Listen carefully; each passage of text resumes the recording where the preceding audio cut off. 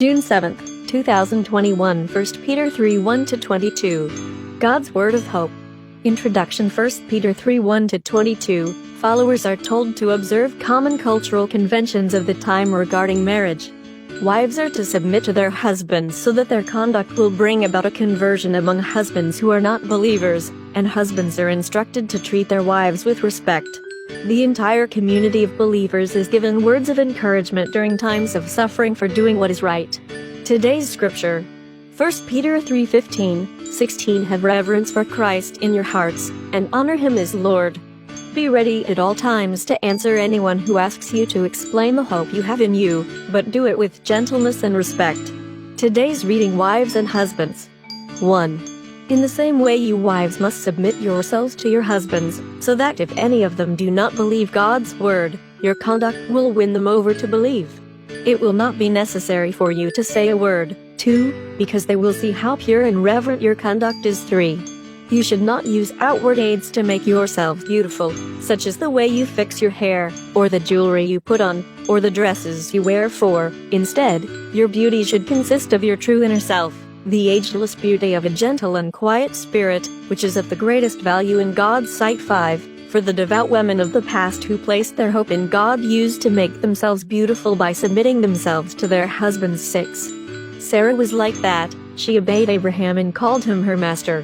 You are now her daughters if you do good and are not afraid of anything. 7. In the same way, you husbands must live with your wives with the proper understanding that they are more delicate than you. Treat them with respect, because they also will receive, together with you, God's gift of life.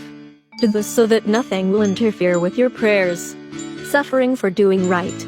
8. To conclude, you must all have the same attitude and the same feelings, love one another, and be kind and humble with one another. 9. Do not pay back evil with evil or cursing with cursing. Instead, pay back with a blessing, because a blessing is what God promised to give you when He called you. 10. As the scripture says, if you want to enjoy life and wish to see good times, you must keep from speaking evil and stop telling lies. 11. You must turn away from evil and do good. You must strive for peace with all your heart. 12. For the Lord watches over the righteous and listens to their prayers, but He opposes those who do evil. 13. Who will harm you if you are eager to do what is good. 14. But even if you should suffer for doing what is right, how happy you are. Do not be afraid of anyone, and do not worry. 15. But have reverence for Christ in your hearts, and honor Him as Lord. Be ready at all times to answer anyone who asks you to explain the hope you have in you. 16. But do it with gentleness and respect. Keep your conscience clear, so that when you are insulted, those who speak evil of your good conduct as followers of Christ will become ashamed of what they say. 17. For it is better to suffer for doing good, if this should be God's will, than for doing evil. 18. For Christ died for sins once and for all, a good man on behalf of sinners, in order to lead you to God. He was put to death physically, but made alive spiritually. 19. And in his spiritual existence he went and preached to the imprisoned spirits. 20. These were the spirits of those who had not obeyed God when He waited patiently during the days that Noah was building his boat.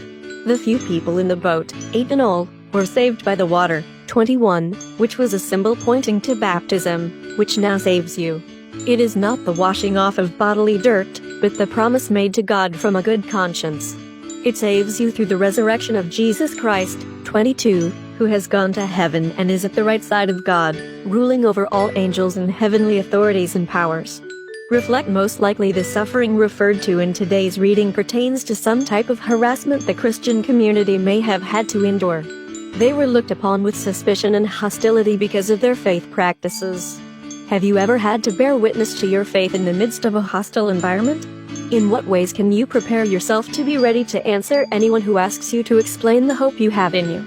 Let's pray. Holy God, nurture me each day with your word so that I will always be ready to explain the hope that is in me and proclaim the good news of your love and salvation.